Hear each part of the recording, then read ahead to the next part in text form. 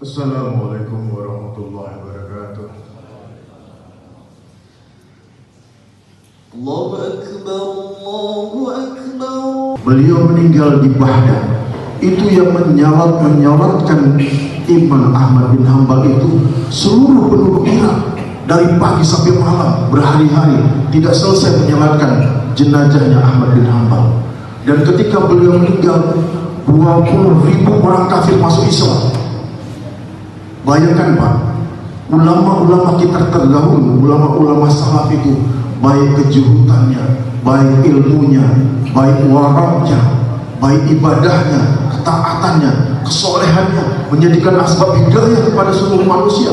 Tapi ketika sekarang pada masa-masa di zaman akhir-akhir seperti ini, pernah nggak kita menemukan ulama-ulama yang seperti terdahulu?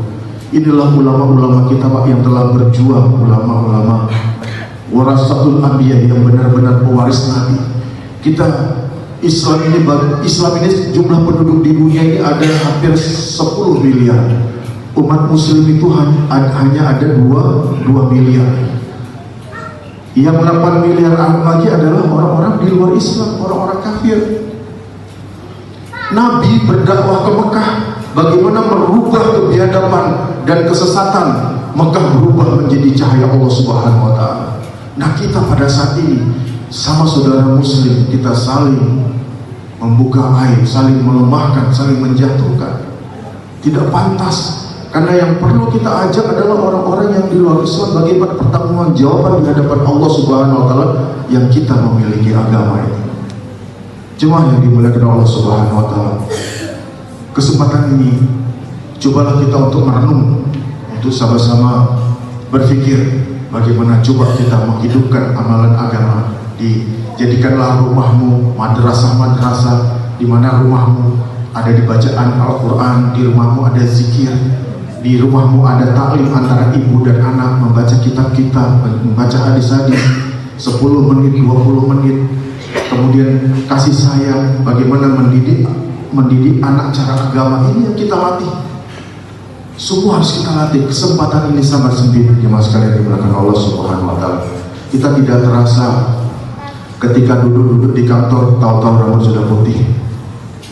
Tahu-tahu duduk di kantor udah pensiun, ya Pak ya, tanpa sadar. Ketika kita duduk-duduk di pasar, tahu-tahu sudah punya cucu, ya kan? Rambut sudah putih, janggut pun sudah tumbuh, ya kan? Tahu-tahu kita sudah tua. Apa yang kita persiapkan di hadapan Allah Subhanahu wa taala? Kehidupan selama-lamanya Pak. Kehidupan yang perhiasan di dunia ini hanya kita perlukan aja. Perlu rumah, perlu tempat tinggal, perlu usaha, perdagangan. Ini adalah keperluan-keperluan hidup kita. Tapi maksud hidup kita lah agama Allah Subhanahu.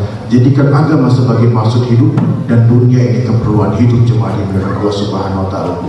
Pada kesempatan ini di Jumat yang mulia ini, mudah-mudahan Allah memberikan taufik dan hidayahnya kepada kita, dan Allah Subhanahu wa taala semakin sayang apabila Allah telah mencintai hambanya, maka Allah sampaikan kepada penduduk langit, wahai penduduk langit, aku telah mencintai si fulan bin Subul. Maka ketika kita beribadah, berdoa di hadapan Allah, pasti doa kita akan didengar. Kadang itu cepat, kadang itu terlambat. Itu Allah Subhanahu wa taala akan mentarbiyah kita. Dengan ada tarbiyah, Allah akan melatih kita, mendidik kita menjadi orang-orang yang taat kepada Allah Subhanahu wa taala dan istiqomah di jalan Allah Subhanahu wa taala. Inilah kesempatan yang mulia ini. Mudah-mudahan ini menjadi pemikiran kita bersama-sama sebagai seorang muslim. Bagaimana kita menghidupkan lagi agama, di mana ketika kita berjalan dari rumah membaca doa subhanallazi sakhkhara lana hadza wa ma kunna, kita lewat jembatan baca doa Rabbi salim salim, melihat